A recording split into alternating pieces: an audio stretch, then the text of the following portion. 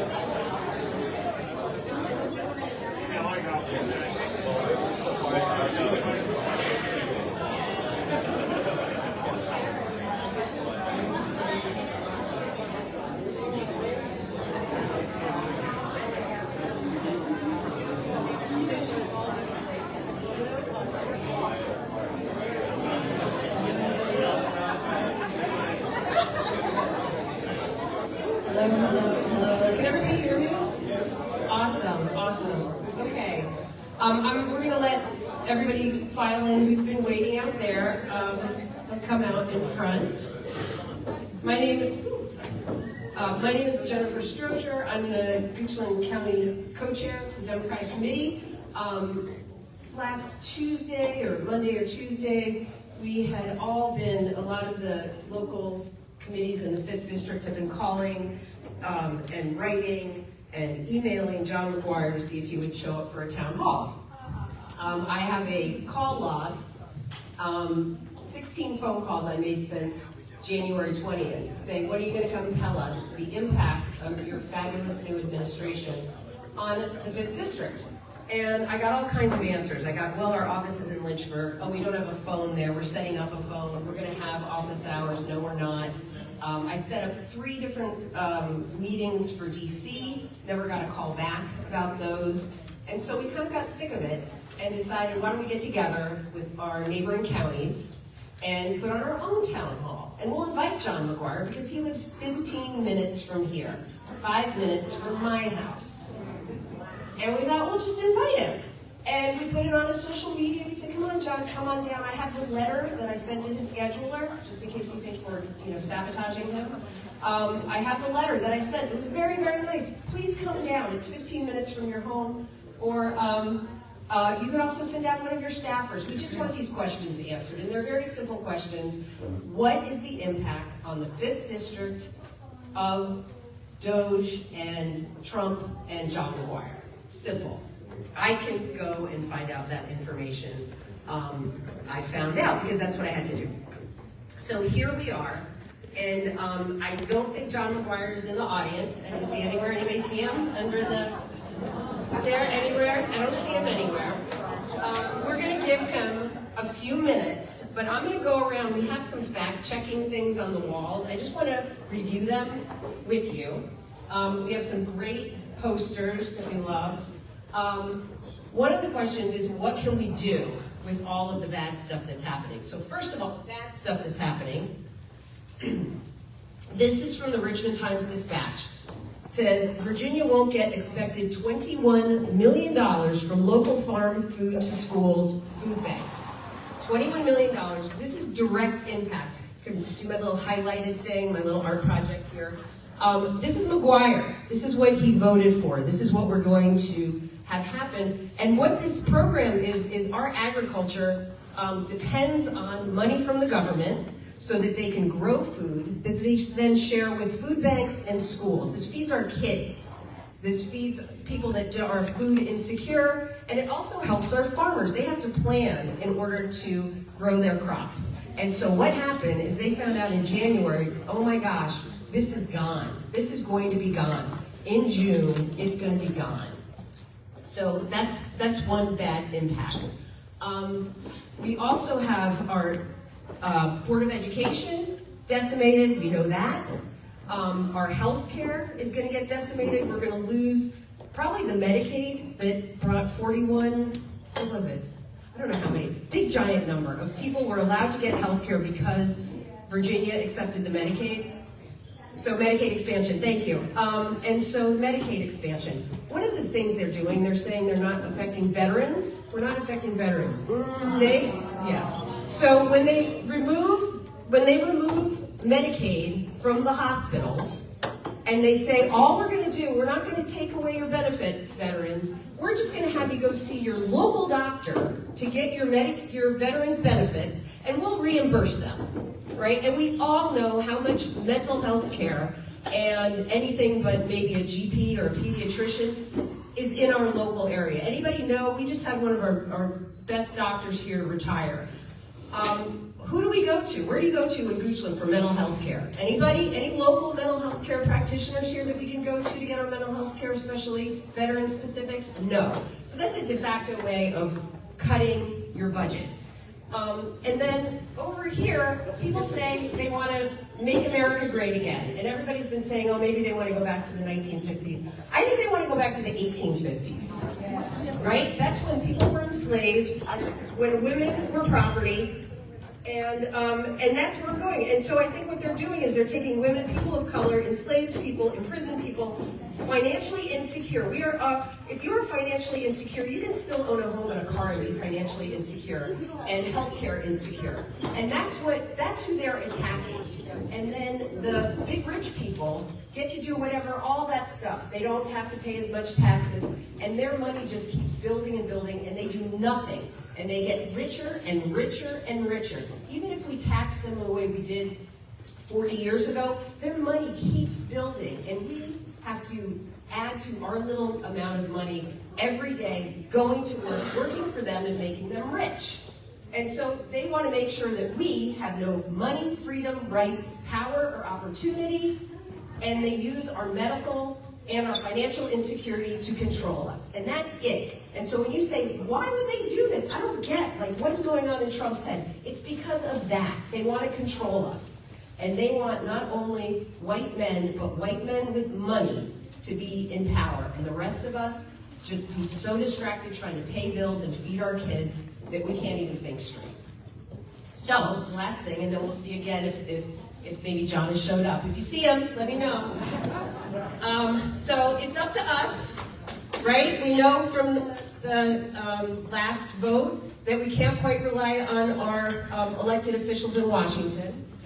So it's up to us. You can boycott, write letters, postcards, call your representative. Here's a whole bunch of stuff you can do. And when people say, oh, that doesn't matter, if you write a letter, it doesn't matter, postcards don't matter, calling them doesn't, it all matters. Someone might get 1,000 postcards and then they get 1,001 and that's from you, and that's the one that they go, oh shit, I better do something about this. So what can we do?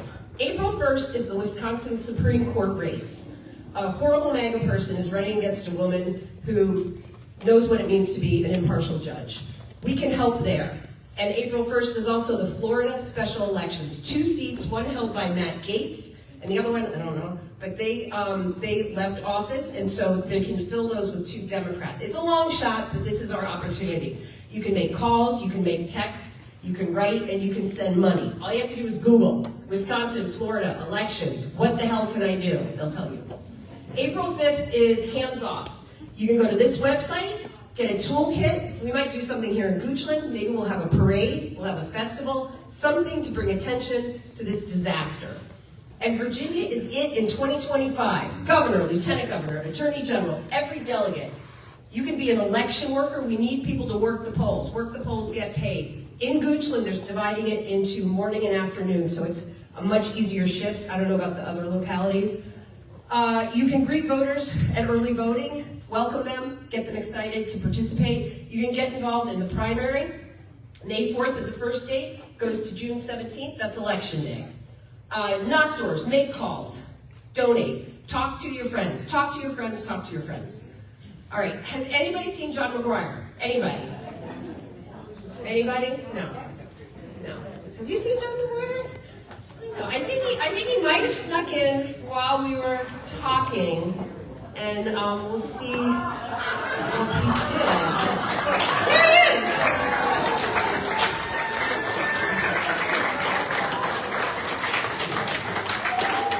He brought his helmet. He's got some of his sponsors, Target, Amazon, Tesla. I think he had a Made in Russia logo, but I lost it. He's wearing his Russian hat. He says, too bad farmers, Virginia won't get $21 million from local farm food to schools food banks, thanks to me. He says, I won't call you, but I do have Trump's cell phone number. He bragged about that in an article. I voted to increase the deficit by $173 billion and reduce Virginia Medicaid by $2.7 billion. And cut... what's that? Oh, and then cut $273 million for SNAP and child nutrition. So, but he's wearing a great tie. yeah, and also by rural broadband. Thank you. All right, so we've had a full house. This is so wonderful. I know you all have had questions for John McGuire. I've got some right here we can ask. So what we can do is, if you have a question, you can ask a question. We can see if he'll answer, and I don't know if there's anything up here. But we also have some really smart, involved people from the community that can answer questions. Mike Pruitt is a supervisor from Albemarle County, and he knows the district, he knows this area very, very well. He's got a great story he can share too, and then he can help answer questions. We have Gloria Witt in the audience, who ran against...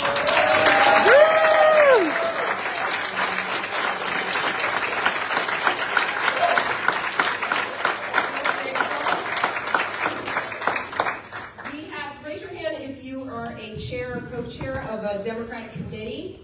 Look around for your chairs and co-chairs. Make sure you sign up with them.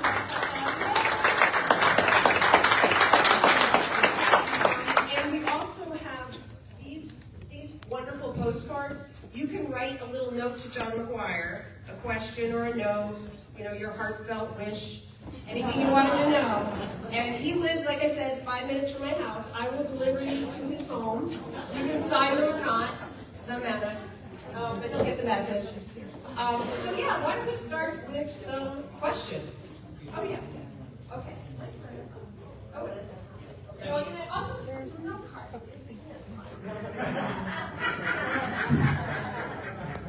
So, Mike, yeah. Does this mic work? Yeah, that might be great. Are you going to run that? Is this working? Is this working? Yes. Could you speak to the SAVE Act they just passed in Congress, and what that means to everybody? The SAVE Act. Sure. Help me out here. I'm not currently sitting in This, Congress. this is about voting, your name, having your birth certificate. 34% of women have a different name and are going to be challenged at being able to vote. Of course, right. And it's going to the Senate now. I don't think it's lost on anyone that, can I actually, I think it's probably best if I have a mic. Oh, there's one question. Oh, yeah, sure. I'll hop behind her.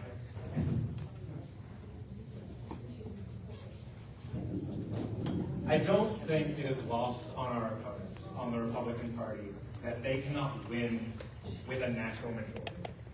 They cannot develop the actual kind of constituencies they need to be able to win in an outright fair and free election. So the Republican strategy for years, we've seen this over the past 2 decades, has been to figure out how to whittle down at the margins they have.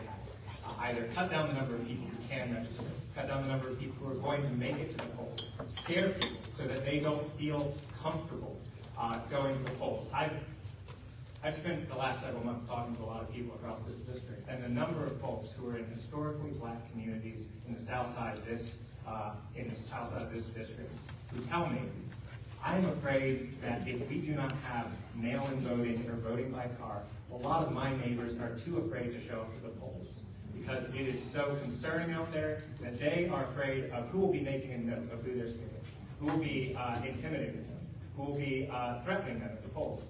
That is just the simple facts of how the Republican Party has been maintaining their toe in government. And this is, I think, very clearly another effort of that.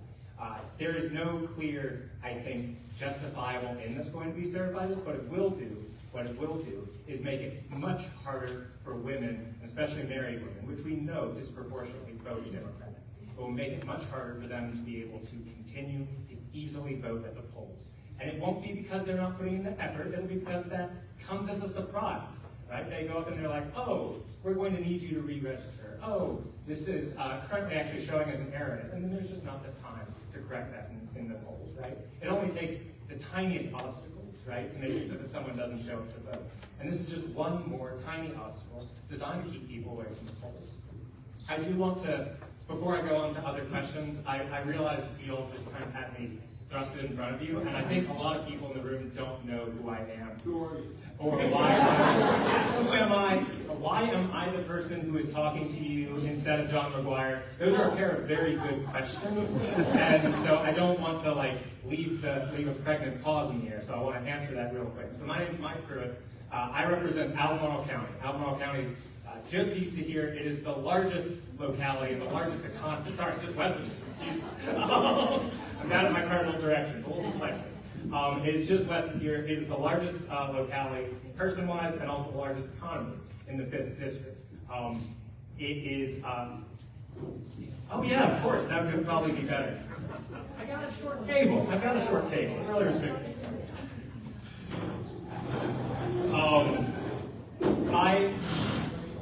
I originally grew up in a rural area in Appalachia. I grew up in a former mill town to a blue-collar family. I realized very, very early in my life that I was not going to be able to stay in the hometown that I had come to love because there were not opportunities for me. There was not a career I could pursue in that town. And frankly, I'm a queer man. You might be able to tell by my voice, I don't know. I'm a queer man, and I didn't always feel safe in the place where I grew up. So I realized I was going to have to chart my way out there. I spent 8 years in the Navy, two combat deployments on ships, and then 3 years at the Office of Naval Intelligence in D.C. Then realized, oh, I'm getting out of here. I need to actually figure out what I'm going to do next in my life. And I had seen, during my time in the Navy, I had seen, frankly, the really intense way every place I had been moved had been redlined and impacted by the scars of racial discrimination in housing. I felt a deep resonance with that from my own experience just finding housing as a military person. And so I decided I wanted to be a civil rights lawyer focusing on housing. And I was going to go to law school. I looked all around the country and saw in Albemarle County at UVA Law, I was like, oh, this is a place that reminds me of the place I grew up. It reminds me of my small town in Appalachia, but it's a place I actually have opportunities. It's a place I actually feel safe as a queen. And that really excited me. I got really involved in local government. I ran for local government while I was still in law school. Now I practice civil rights law and housing discrimination at firm in Richmond, and I serve my county. I'm really thrilled by that. But I also recognize the incredible kind of privilege I have doing that work, because most of the 5th District looks like my small town in Appalachia. Looks like that failed mill town where people don't have an opportunity. It does not look like Albemarle County, where the average prevailing wage is 6 digits. I wish, right? And so, I also recognize and credit Albemarle County, we're the biggest economy. We are very dependent on what is going on in the rest of this district. So I realized I need to get a better understanding of this district and how it's affecting my constituents and what is going on. So I've spent the last, frankly, since the new year, ping-ponging the district, talking with different local chairs, talking with different leaders about what is going on, what is it going to take to actually get this gentleman out of office in 2026. And because of that, I've developed a little bit of expertise, not necessarily on what's going on in Congress, though I try. I've got 2 jobs, so I apologize. I'm not always immediately well read up as I might like for this moment. But hopefully being able to speak to the moment. And I will say the moment is severe, right? There are 2 things that have leapt out to me about John McGuire in Congress. And both of them, frankly, surprised me. I expected better. The first thing is that the man governs like he got into Congress on a Make-A-Wish. He is there as a fan. This is a reality show that he is really excited and has seen on TV for a long time. And now he's just so excited to be able to get selfies with all his favorite characters from TV.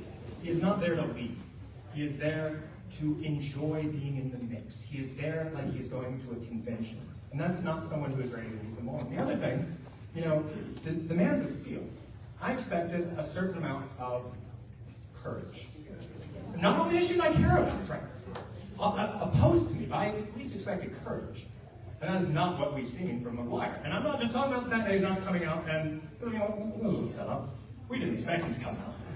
But not just that he's not coming out to meet you, but everything he has done in Congress has showcased a profound lack of fundamental courage. Who here was on the telephone town hall? Yeah, that. On the telephone town hall, McGuire told y'all,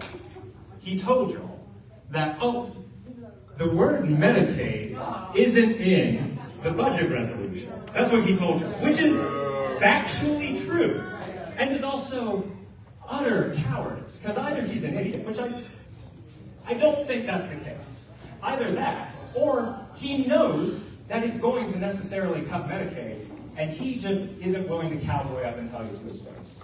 The second bill he introduced as a patron was to add uranium to the critical minerals list because this district, and specifically Pennsylvania, has the largest load of uranium in the country.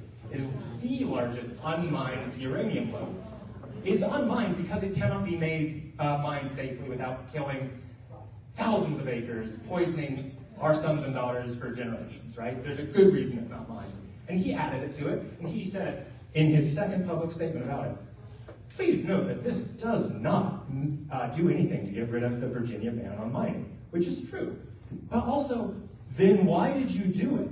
He is obviously trying to make it so that it is able to be mined in the future, so that they can pull down the grants and the surveying work. They will need to do that work.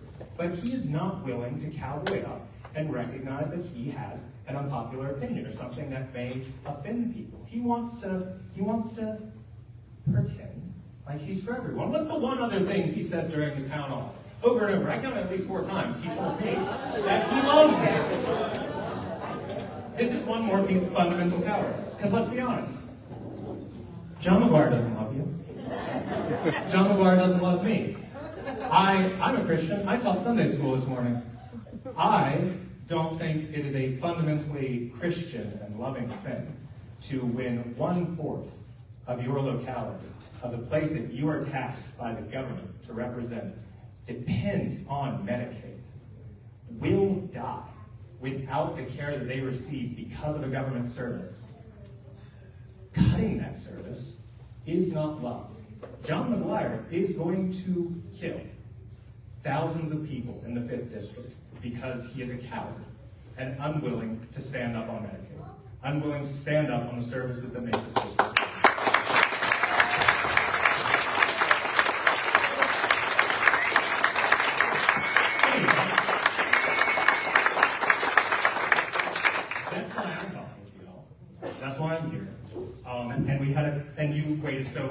appreciate you. Well, this is an opinion question. So Yeehaw, I love them.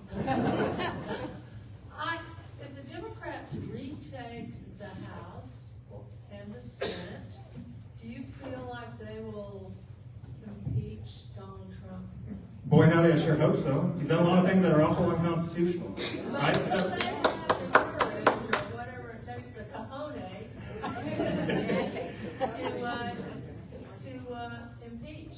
I think that's a great question. So I believe in fundamentally, as you might have gathered from my last statement, governing from a position of moral courage, right? You don't get elected to not exercise power, frankly, right? We say that like it's a gross, scary thing, exercise power. But the whole reason you enter into office is to make decisions that matter. And if you're constantly looking at the poll of, but how does this affect the next poll? You're not going to get it, right? The beautiful thing about this district is when you ever do get a Dem in there, they're going to know their days are numbered. And so I hope they'll be able to vote their conscience consistently. So I would hope, yes, Donald Trump has consistently done radically illegal things. He is engaging in several crypto Ponzi schemes to directly self-enrich him and his family. He is engaging in both illegal and unconstitutional impoundment of congressionally allocated federal funds, right? It was already unconstitutional, and then we made a law to just clarify that it's unconstitutional. He still forget it. He is a clear president. He is allying ourselves with historic enemies. He is a clear president. I shy away from the phrase existential threat, and I realize that's probably not a popular thing. But let me just suggest to you, this is going to feel very philosophical for a moment, so please just follow me for a second. We talk about January 6th sometimes and how crazy those people are, and that's true. But what I want to suggest to you for a moment is if you believed what they believed at January 6th, I should also just mention that this gentleman was there, was a part of the insurrection. If you believed what they believed, that the election was stolen, I would suggest that was the correct course of action for them. That is, of course, not true. The election was not stolen, therefore it was a terrible act of violence against our country. But if we believe something is an existential threat, that demands certain quite radical steps. And I'm not quite prepared to say existential threat because I think the thing that necessitates for all of us from a moral level is more radical than anyone is prepared to accept it. So long as we still believe we can vote and that we can elect people who are Republicans, we can elect people who are Donald Trump, I'm hesitant to call it an existential threat, but definitely a clear and present danger. He is a clear and present danger. He is actively committing crimes. He is actively flaunting the law. And that does require impeachment. That is not something I would feel shy about at all day one. I also want to, we shouted out a lot of names from the crowd, and I do want to give a quick shout out Bilal Rashuni, who is also running for the House of Delegates in several districts here. And his campaign manager is also here, so if you want to give her a shout out so that you can make sure you are helping do everything necessary to get him on the ballot. I actually lost her. She's right next to me. Yeah. Got a question back here. Yeah, birthright citizenship. It's gone to the Supreme Court. They're going to decide whether to undo the pause and so forth. But an existential threat to this country is if the 14th Amendment is basically abandoned and birthright citizenship is disallowed. That's going to suppress the vote, millions and millions of votes. What's the Democratic plan? What's the fight? Again, I don't want to count our chickens before they hatch, right? I would be gobsmacked and terrified if the Supreme Court was not willing to hold that birthright citizenship is the obvious law of the land. That has been true since the founding. It has been supported in previous Supreme Court precedent. If it is not a unanimous decision, I will be writing letters.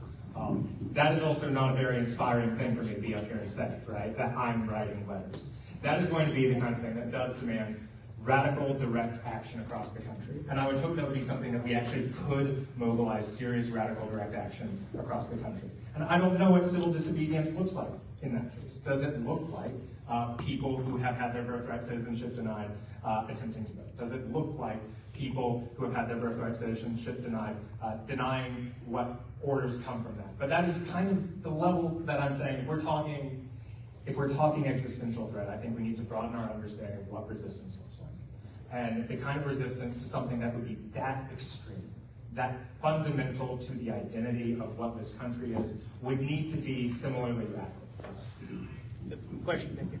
I apologize in advance for a slightly long question, but a little perspective. So my wife and I returned here to retire about 1.5 years ago. I remember riding into a bus in New York City in 2008, reading that Bear Stearns and Lehman Brothers had collapsed. They're part of the private sector. My recollection is in the 90 years that Social Security has existed, the United States government has not missed one single payment to anyone who deserved a Social Security payment.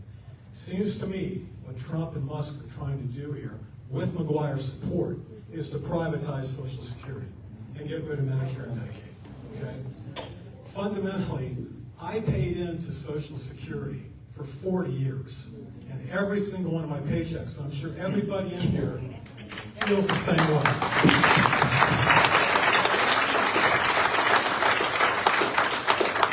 That is our money, not their money. We paid into that. So the idea of privatizing Social Security, who do you think is going to bail it out when that goes bad? The United States government again.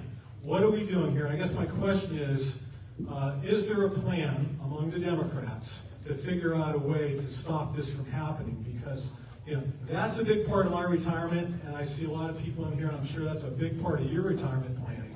And then with regard to Medicare, I turned 65 in about 1.5 years. I'm paying for my own insurance now because I retired a little bit early. The idea of having to spend $20,000 a year on private insurance was not in my financial planning. And I'm sure the same is true for all of you. So this is a big deal.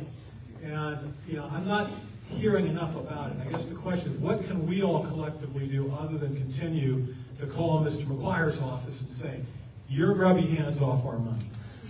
I want to begin, and that's a great question, and it's probably the biggest third rail of American politics, right? What are we doing about this critical entitlement that always feels like it's right on the cusp of insolvency? So I want to start by saying something a little unpopular, and I want y'all to follow. And I'm going to push back on something you said. I worry that one of the biggest traps we fall into when Social Security was first developed, many years ago, it was very much pitched as almost like an individual, personal retirement, something that the government is taking your money, setting it aside, earmarking it for you. And that was, I think, very helpful for getting the political support it needed initially. I also would suggest it is not an accurate way to think about what Social Security is, and nor is it a helpful way in our current moment. Social Security is a fundamentally redistributive social safety net program. That is what it is. It is designed to make it so that we do not have old age homelessness in America. And it is designed specifically to help the poor elderly in our country. This is a problem that other countries have much more severely than us. Japan has far more homeless elderly people than we do. And they have developed, frankly, informal social safety nets because they don't have this. This, I think, limits our capacity for creativity in this. And I think the solution, when we think of it like any other kind of social safety net entitlement, is really clear. And this is something I know Gloria talked about when she was on the campaign, and that is, we have a billionaire and multimillionaire class in this country, and they pay in the same social security caps that the rest of us do. Yep. That is an insane thing, if you think about it.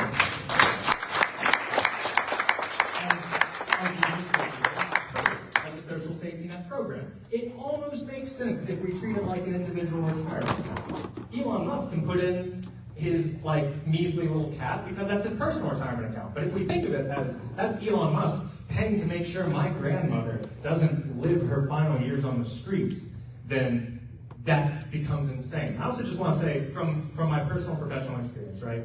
I'm a civil rights lawyer. I take complaints from people who are experiencing housing discrimination, and I try and seek justice for them. The most common form of complaint is disability. And the main reason for that is disability has a broad definition, and the elderly are normally disabled. So a thing that I see in my work constantly, are elderly people who have run out of social safety net and who are experiencing some form of discrimination. The thing that becomes so acute is how much, even with this really, I would say, innovative and important social safety net, social security, how much we are kind of just banking on community goodwill once we get past a certain age. And we are not developing innovative solutions on them. The idea of kicking out the one leg we have supporting this already very rickety table of elder care support in this country is unconscionable. It is insane. Yes, ma'am. So if I recall correctly, my memory isn't what it used to be. It started as an individual savings account, and Ronald Reagan, in order to balance the national budget, had it go into the general fund. So there you go, another Republican doing good for all of us. It was still not an individual, so it was a separate fund that was paid out of the general fund. It is, I think it is not helpful for us to think of it as my personal 401k, if that's clear. Do we have another question? Right here. Sure, of course. Hi, good afternoon. My question is more about means than ends. Probably there's tremendous consensus in this room about ends. One second.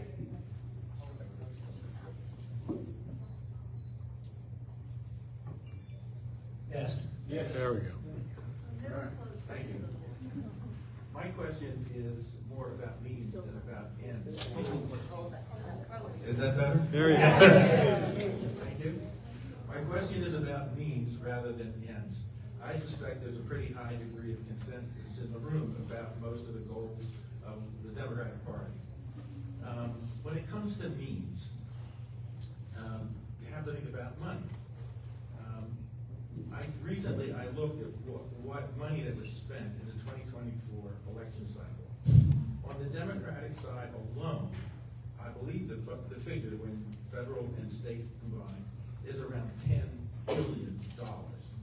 $10 billion, which is a mind-boggling amount of money going into elections? Really? My question is this: I look around, I live in Hanover County, I look around, I see these Tea Party signs everywhere. Those don't cost $5. Nobody got a cardboard and made that sign. I see these groups all over the country that are feeding the Hanover board, and with their right-wing ideas. Somebody is paying for those organizations.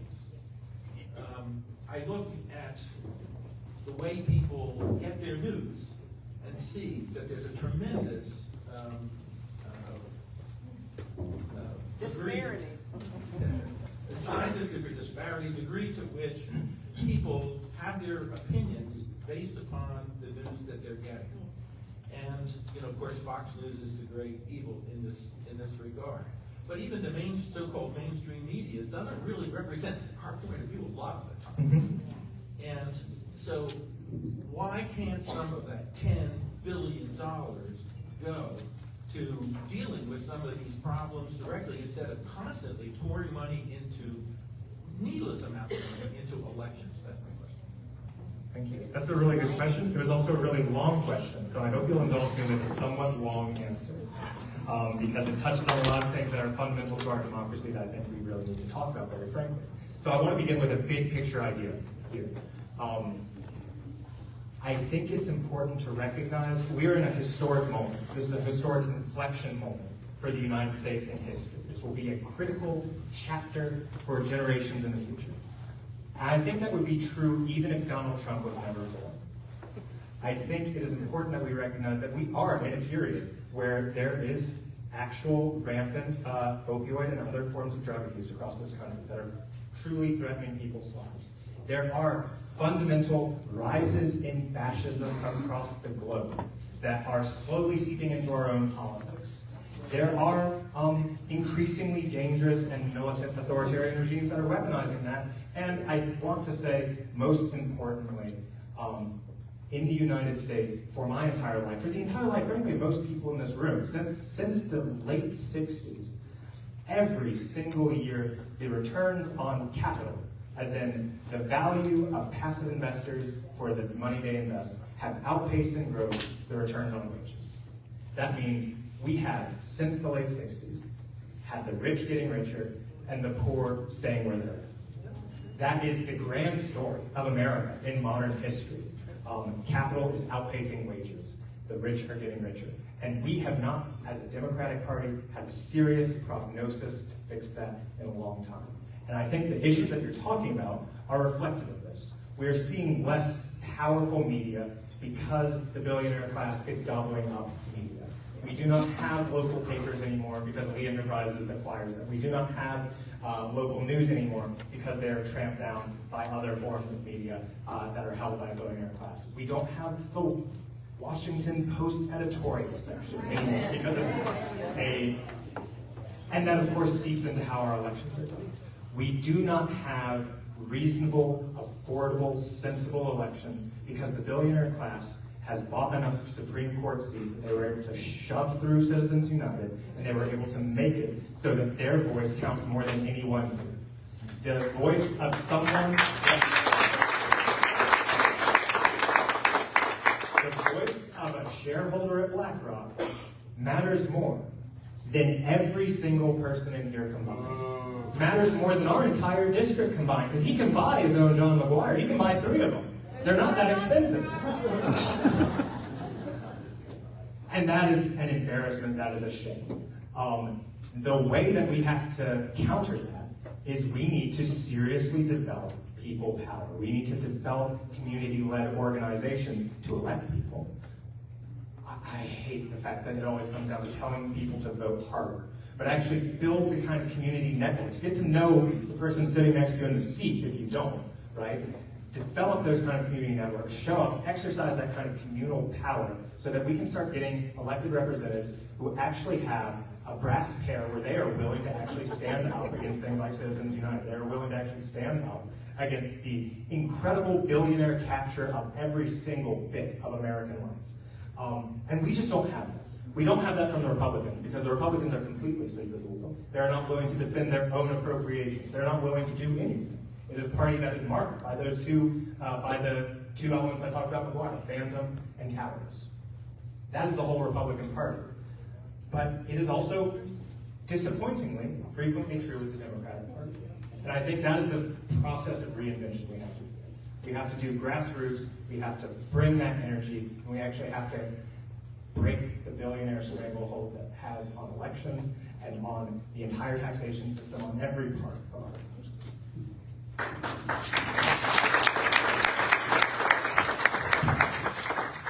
going to just get some words from you all in kind of in the spirit of Bernie Sanders town halls. I'm just going to read a few. I want you to say where we need you. This is exactly what we need. We need people like this to run for office.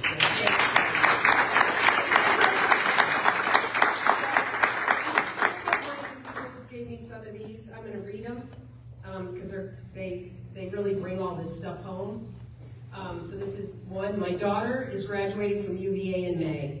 She had offers to continue research at UVA Health Center that have been rescinded due to NIH budget cuts. Can you help protect health research and health professionals' careers? How's that? Yeah, clap for that.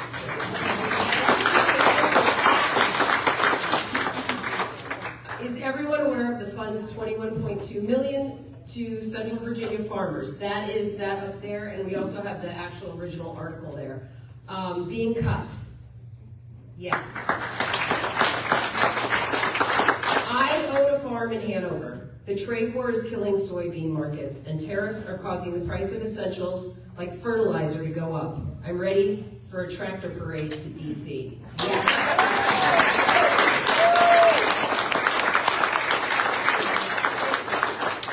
If Doggy, we call Doggy now. If Doggy is finding so much fraud, why have we not heard about any arrests of those who committed the fraud?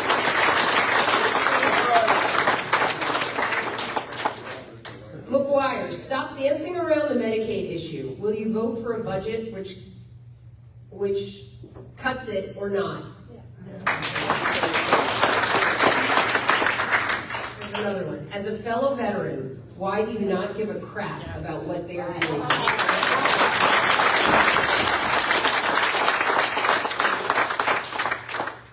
Trump did not release his taxes. Why should Musk and Trump know my taxes and finances?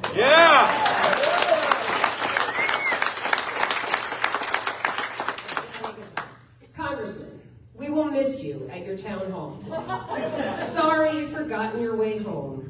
I've been really disappointed to learn all about your policy decisions and how they've reflected deep disdain for your fellow citizens. I hope you can find God's light. Who's going to check into waste caused by Elon Musk's company, which seem intent on blowing up rockets, financed by taxpayer money? When is the Republican Party going to work for the American people and not Musk and Trump? Congressman, please be better. We have, so does anybody else have any stories that they want to share, like where they're, yes ma'am? Yeah, not so much questions. I want to hear how this impacts the people in this district, because this is going to be going out there into the world, and maybe John McGuire will see it. I want to hear from the people in the 5th District that are affected by these cuts. Well, it's easy for a lot of us in this room to realize that Trump wants me dead. And as a result, so does John McGuire. I just want to tell a quick story about John McGuire. I had an opportunity at some point to be with him one-on-one, and I caught him in the act of doing something wrong, and I called him out on it. And his response to me was, "Do you know who I am?" And so that's what I was thinking. But I looked at him and I said, "Do you know who I am?"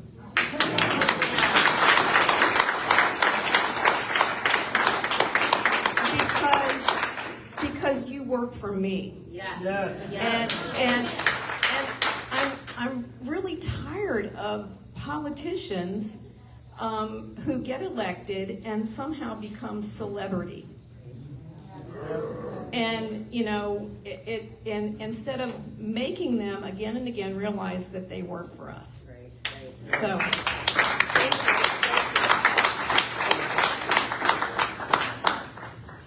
And for Governor. Thank you. My name is Peter Potts, and I live at Avery Point. As the four of us do, we represent right now more than 800 people. Soon it will be 1,200, and then there will be more.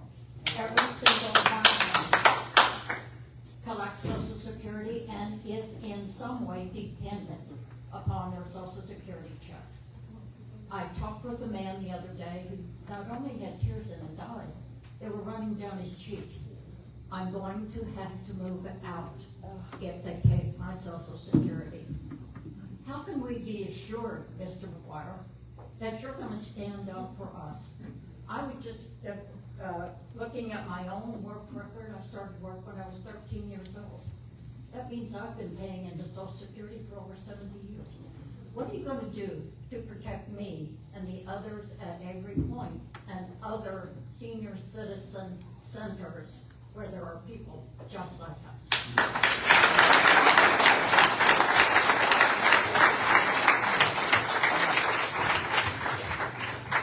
Yeah, I've got a story.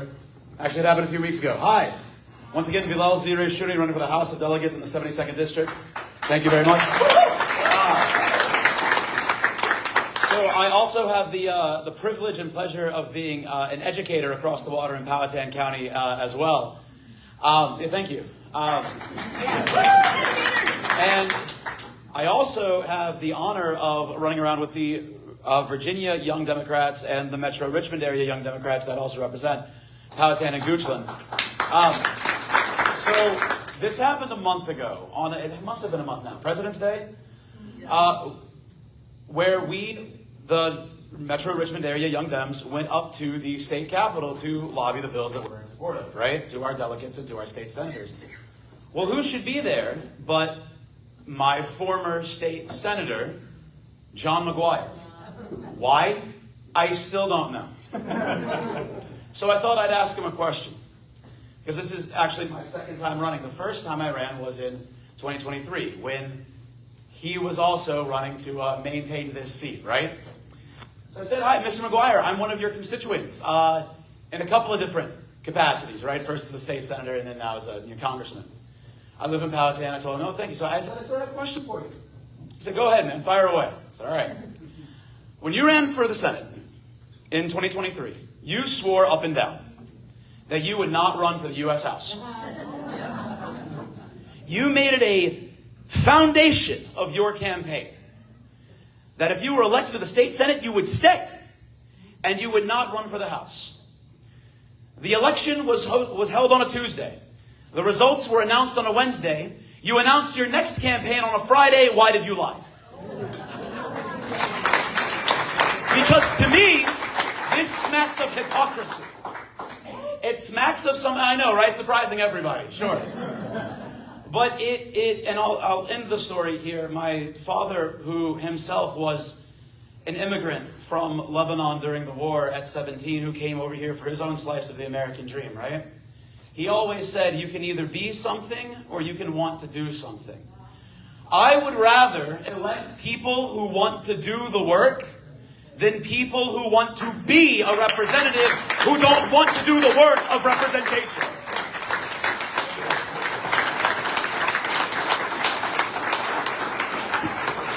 Any teachers, parents, any other folks that feel like they can really feel that impact? Yes, go ahead, Bruce. Yeah, actually, I wanted to go in a slightly different direction. I wanted to address the gentleman back here who was talking about means and how we're going to go about, or how McGuire, if you will, would go about protecting Social Security. We have to take the means into our own hands.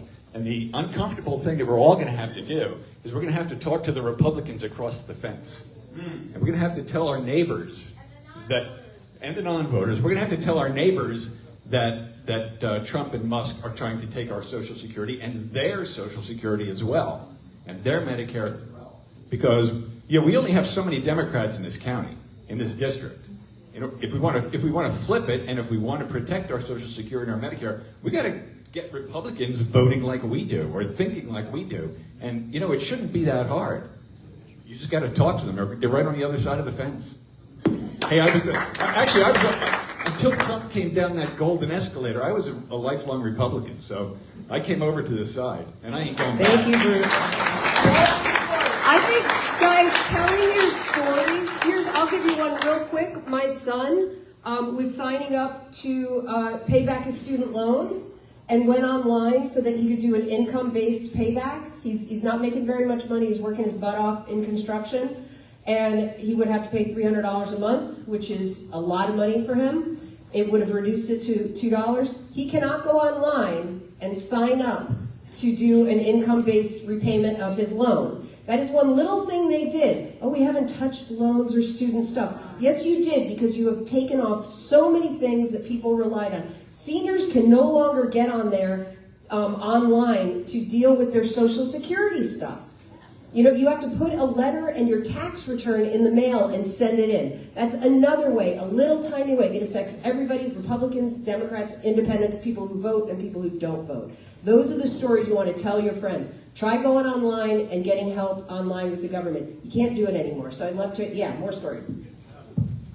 Yeah, I have a question. It's more going back to what Mr. Pruitt was saying, but I have a real concern that if the Democrats do manage to retake the House and the Senate, we're going to go right back to what things used to be. I mean, you had one little point of leverage the other day, and Schumer rolled on it.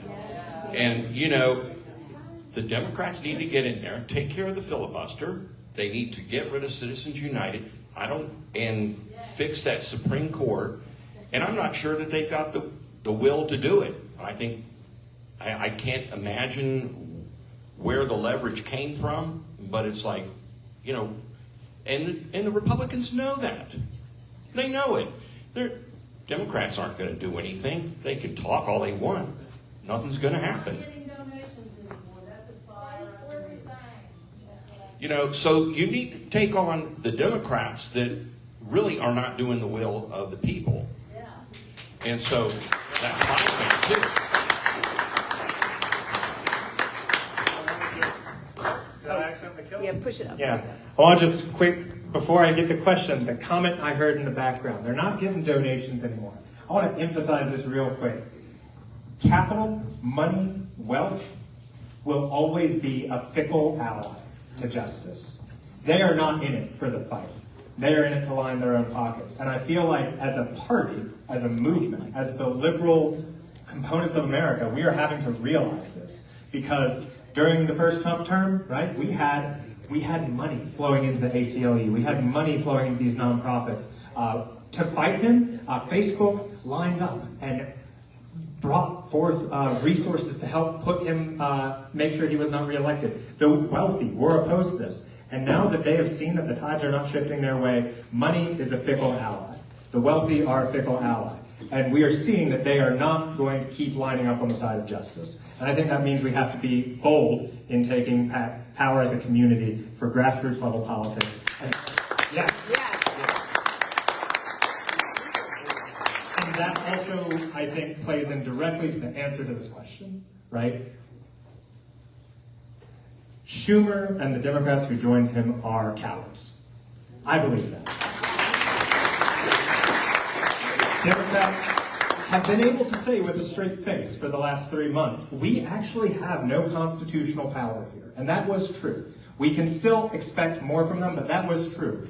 Up until 2 days ago, when lo and behold, they actually did have leverage. They actually did have power. They actually could have sought concessions, extractions, political consequences for what's going on. And instead, what they did is they provided an out for the impoundments Trump is already doing.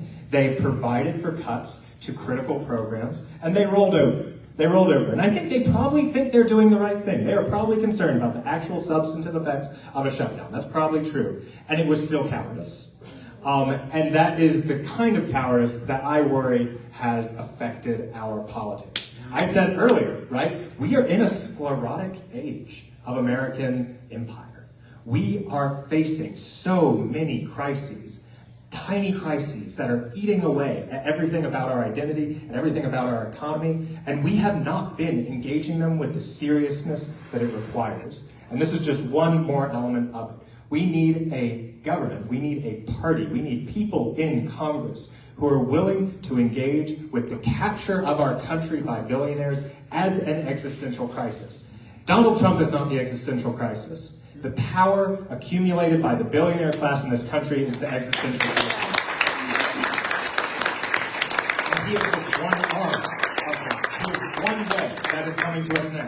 But Donald Trump could die of a heart attack tomorrow, and it's still coming. It's still coming.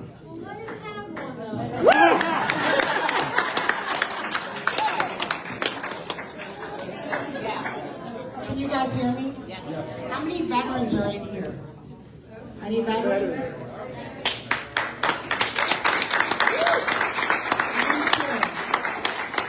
You know, with everything that was going on with Project 2025, you know, I've been following all the changes that come with Project 2025 and what they have in store for us. You know, and there's a lot of fear about the impact that all of this is having on us with our health care, you know, with all our benefits, our disability benefits. You know, I'm 100% total permanent, you know, and I have Medicare. And I also work for the government, you know, and what they're trying to do is they're trying to take away from us. You know, and that's always been the third rail, you know, as far as touching veterans. But, you know, we have got to stay strong. You know, there's a group called Common Defense that's a bunch of veterans. I suggest you guys join that. We have calls. You know, follow Vote Vets. We need to keep current as far as what's going on. There's a lot of stuff that was in the CR that's anti-veteran. You know, but we, as hard as we fight, the things that they're doing to us, we get them to back off. And that's what we have to do. We have to fight like hell.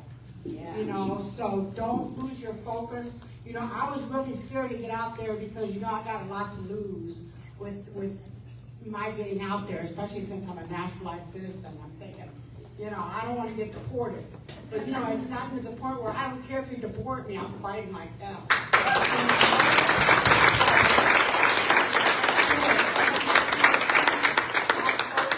Let's keep current. Let's see what's going on. Don't stop fighting. I want to make sure everyone in this room is hearing just how many of these stories there are. We had the gentleman in the back who had said we need to be crossing the fence, we need to be having conversations with our neighbors regardless of their political affiliation. What does that conversation look like? It can't just be, I mean, I believe billionaires need to pay their fair share, but maybe that's not the first line of attack. Maybe we share these conversations, these experiences we all have, and you probably each have a dozen of them. My best friend, best man at my wedding, I was best man at his, lost his job almost immediately. He's a federal contractor. He's been working for decades to make the government more efficient. That was his job. He and his team of 20 people were furloughed and then fired. I have a lot of friends who are veterans. One of my closest friends is a mother. She is disabled. She receives her care for herself and for her child, her baby child, in part through the VA. And that is going to be threatened. She is facing longer lines. I have folks in my orbit who are active duty service members. There have been radical changes to how military moves are conducted under Trump that have made people's gear get lost. I have, you know, there's a lot of people, a lot of, backseat pundits who are saying we should walk away from the trans issue because it's unpopular. I personally don't believe in cutting tackle on allies and on friends because it's politically inconvenient. I have a friend who is a little forgetful, a little ADHD, and is trans, and applied for their passport the day after the election. He still has not gotten his passport back, and he's probably not going to. And he has an upcoming vacation. He actually has his honeymoon upcoming, and does not know that he's going to leave the country. I have a very close friend of mine, an important mentor in my life, who is an older veteran and a trans woman. She transitioned after getting out of the service. And she's been around the block. She knows the kind of existential threats that people can face in their life. She knows what it means when the government comes knocking. And she's facing this with an amount of gravity and seriousness. And I was at dinner with her and my husband said, well, don't worry, like, if it comes down to it, we'll smuggle you into Canada. And she was like, wait, will you smuggle me into Canada? And that's not a joke. There's the concern. There's a bill in Texas that would make representing your new identity as a trans person fraud. It would criminalize you for being trans. There are efforts to potentially claw back existing passports so that they can't leave the country. We talk a lot about existential threats. That is potentially going to be an existential threat. We all know people in our lives who are touched in some way by what is happening. We all know federal workers. I have friends who work in CFPB. Their job was literally getting banks to pay back people they defrauded. And they were fired. They were fired for doing that. We all have these stories. That is the compelling story. Don't talk about it in an ambiguous way. Say, oh, my brother, my friend, my best man has been hurt by this.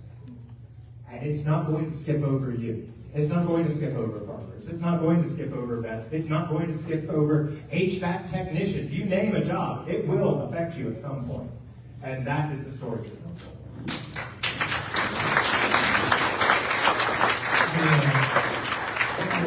In this case, in your capacity as a lawyer as well, I think in the last 48 hours, just in the last 48 hours, I think we have now entered a constitutional crisis.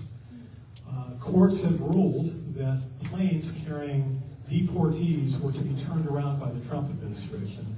They did not obey the order. And today they deported even more people after a judge ruled that person should not be deported. So now we have the executive branch basically saying to the judicial branch, I'm flipping you the proverbial bird. So if this administration does not obey the orders of the court, what do we have other than a civil war coming up, potentially? I mean, this is where we're at just in the last 48 hours, because if he doesn't obey court orders, where are we? And I'd like to know, as a lawyer, what do you think we can do, or what do you think is going to happen? I think the answer is we always have to look at what is the other avenue of power that can be exercised here. We have elections this year, right? We have elections at statewide offices and for the General Assembly, of course. Yes, but the thing I want to actually point out is the power of state attorneys general. The state attorneys general have the ability to seek injunctions and seek action against the Trump administration. They have the ability, when Virginians are armed by things the Trump administration is doing that are illegal, to seek retribution and to potentially do so using Virginia courts, right, which are a different arm. They're a different arm than the federal system. Looking for power in other places has to be a key part of this. What is it? So that's a fair point. So what else do you do? Well, you have state governments that can levy resources. You have state governments that can levy police. There are opportunities for conflicts of powers in a pretty frequent, ubiquitous way. I was talking to a landlord who serves a lot of immigrants in my community, in my district that I represent. And he knows some of them probably aren't documented. Doesn't know for certain, but statistically, he expects a lot of them aren't documented. And he had a conversation. He had a conversation with the local law enforcement about what happens if ICE comes knocking. And you know what an answer to that is? They're trespassing. If they don't have the adequate type of warrant, then they are trespassing when they enter that property. When they come into the curtilage, they are trespassing. So what can you do? These are the kind of points of conflict, the points that we can, if we actually think about the power of government boldly, if we are willing to innovate, if we are willing to lean into the crisis of the moment. I'm not going to pretend that I have the answer right now of how I'm going to turn a plane in the sky around, but we have resources in other arms of government. That is why every race matters. That's why, if you don't know who the Democrat on the ticket for your local board of supervisors is, or if there is one, you should find out. If there isn't one, you should run. If you don't know who's running for your House of Delegates or for your state Senate, then you should figure out who they are. You should give them some money because they probably need it. And you should help them get elected, and if there's not one, then you should run.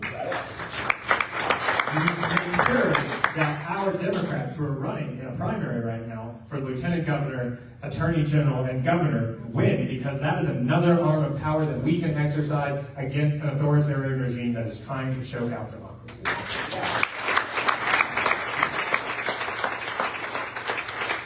Yeah. We were asked a few minutes ago how many are veterans in this room, but I want to ask how many women are in this room. Yeah, lots of women. And what are they trying to do with our vote?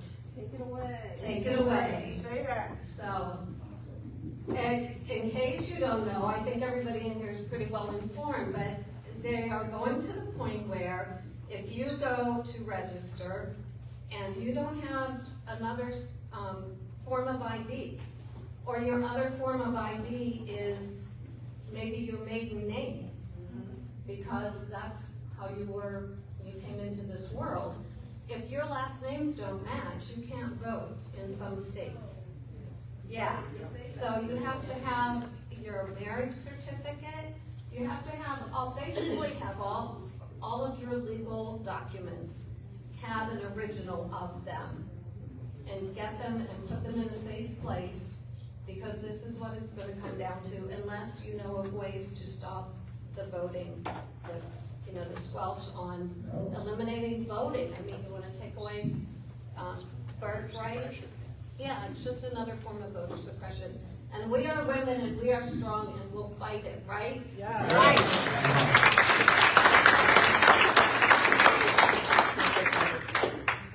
So this really is a question that I think anybody's going to be able to have an answer to right now. But one thing that I constantly wonder whenever I see movement by the Democratic Party on the federal level is, why is there a glaring lack of strategy And I say this to your point from earlier, when you were talking about abandoning our trans brothers and sisters.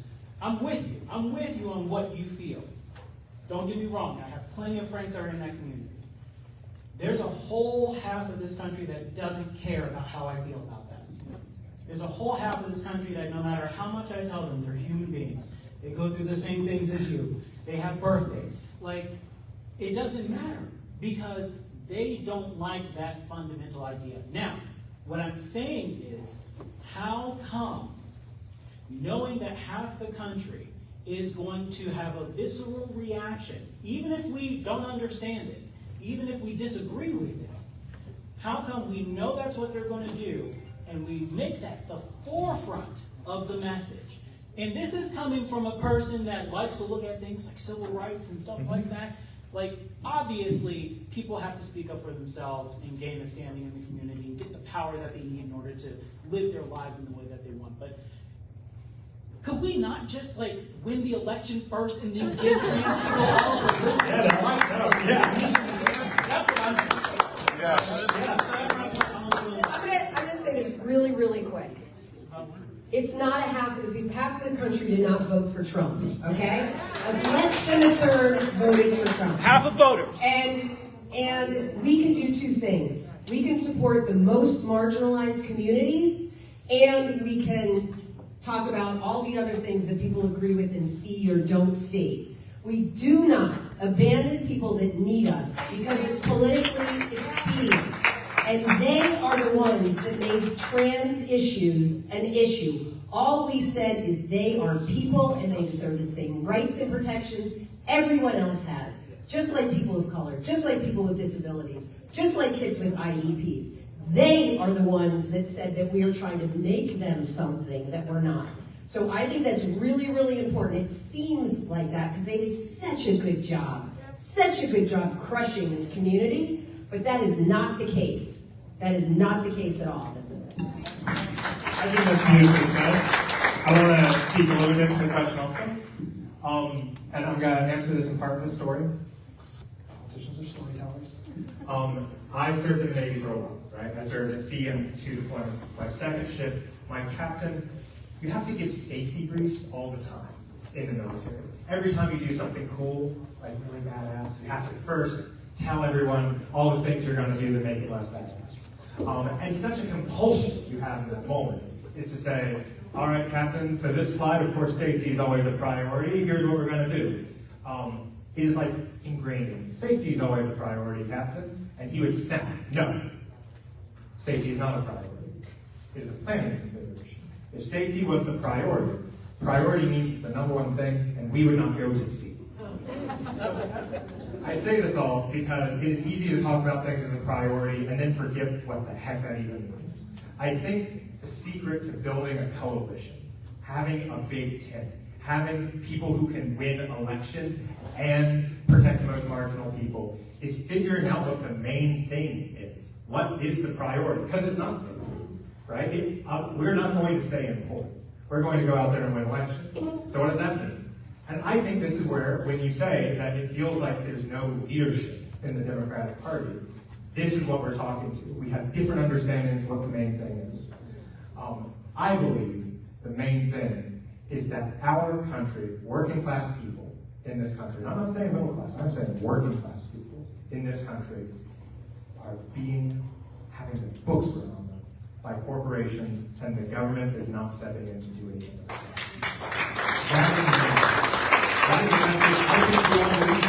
That is a message I think at least half of all Republicans believe in.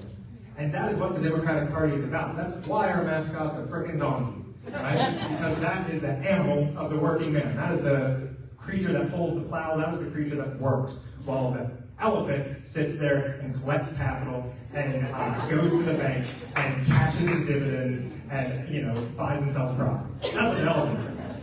And we're out here working. That has to be the central tentpole. And from that, I think all our other conclusions fall naturally. If you are a party of the working class, if you are a party that opposes the powerful, then you are a party that supports trans people. I don't even have to say that. And you should be able to figure that out from the fact that I am willing to stand up for the working class, that I am willing to stand up against the powerful. That should be the natural conclusion. You don't need to know that I'm a civil rights attorney, that I sue racists who discriminate against black people for a living. That's my job. You don't need to know that. You should be able to assume that I'm opposed to racists, I'm opposed to landlords that extort their tenants, because I stand for the working class. This is all about figuring out what the identity of the Democratic Party is, and we have forgotten that. We have forgotten what the identity of the Democratic Party is.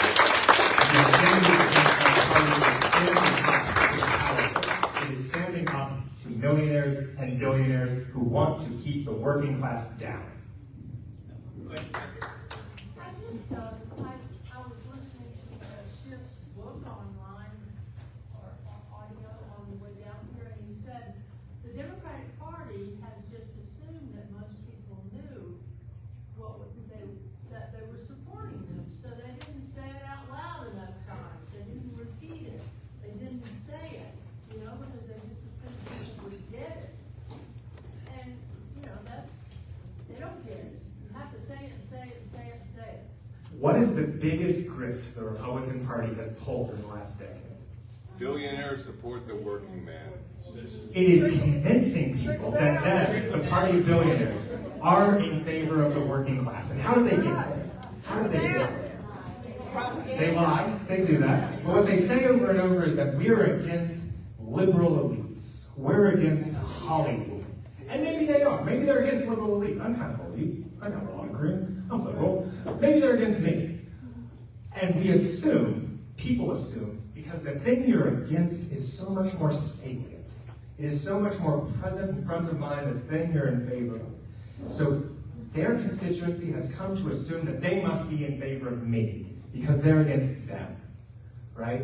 So I think part of the secret to make sure that people understand what we're for is talking loudly with our chests about what we're against. I am against a government that is run by Wall Street and by Silicon Valley and by K Street. We need to say that loudly.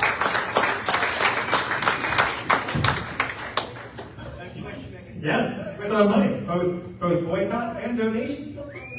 Take money to run for office. It sucks, but it does. We got a question back here, and we got one up front.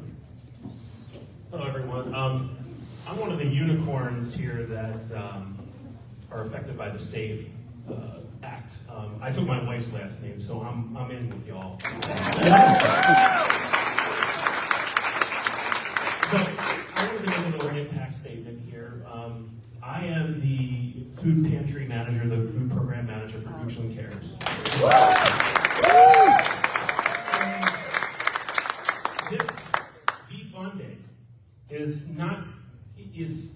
impacts a lot more than just Goochland Cares. Goochland Cares, we serve 375 Goochland families a week.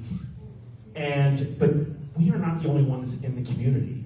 I mean, you've got the Louisa Food Bank, they're pretty large, but you have dozens and dozens and dozens of small, faith-based food pantries that feed people out in the far reaches that can't get to the large food pantries like we are.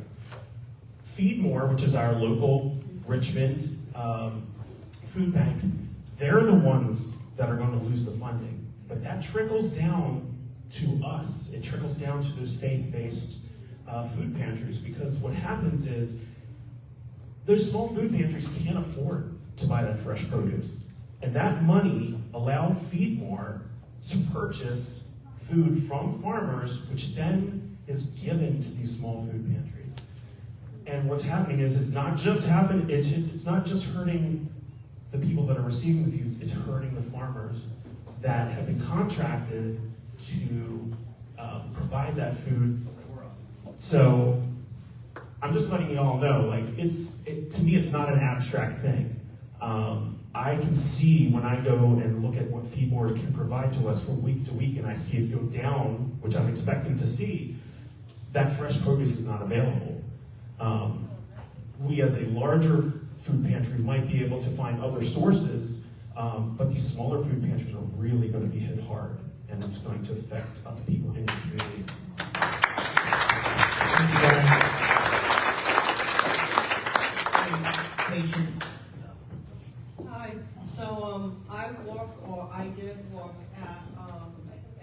respite care in Chesterfield, Virginia, and actually like soon after the election, we will actually all program a respite care program caring for people with disabilities, many who don't have the voice to speak or was completely shut down.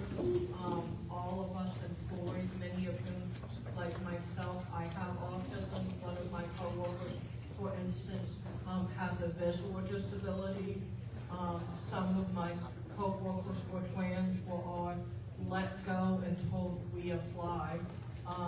They are still not giving a clear answer as to when they were open to take care of these families in the community that come from all over Virginia.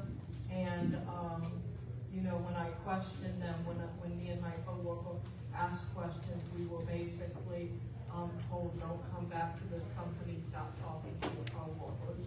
So they tried to scare us into silence and all. The crowd amongst the bill workers who I think were standing up. So yeah, this is just one of the things that's happening. But the clients I saw, many did not have a physical voice to be able to advocate for themselves, and we were caring for them while the higher ups at the companies, like the Elephants, were just getting rich off of us. They didn't even know their names. I think both of these stories, I think there's two things to highlight out of this that are, again, things to have in these conversations with your neighbors. First is, even if you are one of these people who does think, maybe quite seriously, that the government should be shrunk radically, you want the government to actually do 50% less than what it's doing, we can agree that the amount of uncertainty, chaos, and inconsistency with which this is being executed is horrible. It is not clear, moment to moment, what is going to be stopped, who is going to be fired, what the status of any individual worker, what the status of any individual grant is. You know, I had a very serious, immediate day one question for our chief financial officer in the county when the federal grant freeze went into effect. And the answer was, we don't know. I work in a nonprofit, and the answer was, we don't know. We don't know if our grants are going to be funded. We don't know if we're going to get the support we need to stay open. Later, a full half of the federal grants that support housing discrimination work were canceled. We still don't know why those ones were selected, but it was just random, chaotic, and arbitrary. So that's the one thing I want to emphasize. No matter how dyed red in the wool the person you're talking to is, you can sell them on the fact that this is chaotic. This is not how this should be going down. It creates uncertainty. It hurts people in the way it's done. The other thing is, the amount that people who are going to be affected are not always who you expect. It is going to be church groups. It is going to be farmers. It is going to be your disabled cousins who receive specialized care. It is going to be your grandmother who is going to try and get assistance with a disability issue she's having with her home, and suddenly that nonprofit doesn't exist anymore. The depth of the penetration is sincere. My husband's not here with me today because he's working on Sunday. My husband's a priest. He's an Episcopal priest. And he works in the Diocese of Virginia. And the Diocese of Virginia, the Episcopal Diocese, actually the nationwide diocese, has had to shut down their refugee resettlement program. This is a massive ministry that the Episcopal Church did, taking refugees who are sent to America, people who are here legally, and helping them settle in a home, helping them find a church community. The entire thing was canceled. The entire program nationwide was canceled because of this decision by the Trump administration. I don't think you would believe me 3 years ago saying Trump is going to take millions of dollars out of churches and he's going to make it so that we're just not functioning a core part of refugee management. But that is what we're doing. That's the kind of chaos. Are you already finding buyer's remorse when you canvass this 5th district? No, seriously. I mean, you talk, I'm sure you knock on doors, you don't know if they're Republican or Democrat. How many times have you knocked on a door of a Republican and we're saying, I wasn't expecting this? I will be honest, I don't think it's hitting yet. Okay. I don't want to give anyone false hope. And the depth, oh goodness. The depth the depth of the media misinformation ecosystem is intense. It is intense and We've been telling stories, Yeah. and this is my neighbor as well. And one of my favorite stories is the Emperor's Clothes. And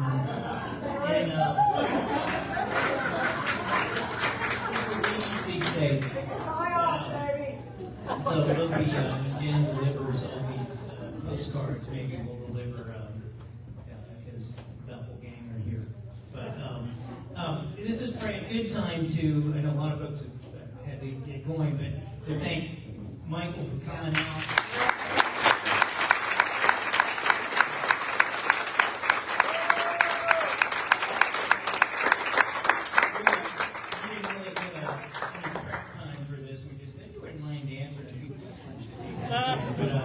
I think you've got an act for that. That's good.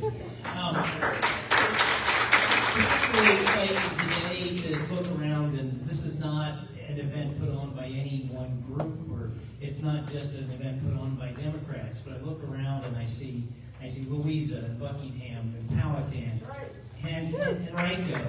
We have some Hanover folks here, Louisa, Cumberland. Anyway, it's really neat to see all of our neighbors together, and I think we'll do more. Oh, I'm sorry, Savannah. Yes. So, but it's really exciting to see folks from all over the area, not just the 5th, but the 56th, and again, and also supporting some of these local people in local races that necessarily cover all of us. And Just gonna say it's what time is it? It's 4:30. It's hot in here. I understand that. If everybody's up for this, anybody has something else they need to say. First of all, it's working out. So what can I do is right there. That's stuff to do, right? There's all kinds of great information all around here. You need to volunteer, make sure you're registered, make sure you're able to vote with the ID that you have, super duper important. Reach out to your local Democratic committee or to 5051. If you like to protest in March, 5051 is the place to go. Indivisible is great. There are all kinds of organizations. The Common Defense Vote Bets over there are super duper important. Your local library. Check out your local library, see how they're under attack. Your teachers, support them, tell them you love them, you appreciate them.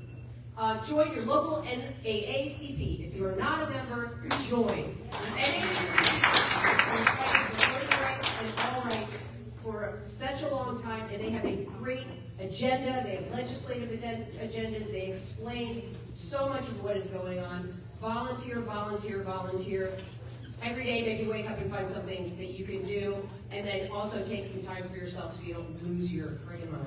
Does everybody know about fivecalls.org? Yeah, so I think I'm gonna release people because you've been sitting here for a long time. Get up and mill around. Find some people. If you need resources, come to us. Ask them. This is Alswin. She's from Henrico. We have Henrico, we just said, we have a ton of chairs here. We also have a postcard event that I'm going to tell you if you live in Goochland. You can mill around and I can talk. So 10 postcards. 18th of March, that's this Tuesday at 10 a.m. at the Goochland restaurant. The Goochland restaurant is women-owned and they are struggling and could use our help. Brent, if you have something. I have one quick additional plug for myself, real quick. If you enjoyed getting to listen to me for a second, I would love to stay in contact. I have some quick business cards, and there's a sign-up sheet. I promise I'm not going to blow up your email address. But if you say, want to hear any major updates from me in the near future, maybe later this year, please give me your email address on that sign-up sheet. I'll send it over on that table over there. Help yourself to, we made some fresh new buttons up front here. If we're going to be doing some button workshop at Buckingham soon, Jen and I can make hundreds of buttons. It's a great way to get our committees doing something fun. Can we give Jen Stover a round of applause? Thank you.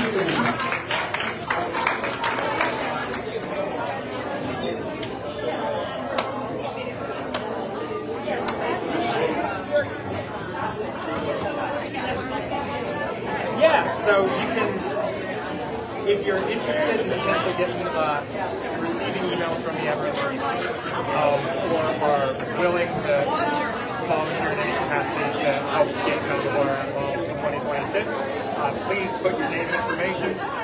I'm sure I can grab a pen over there.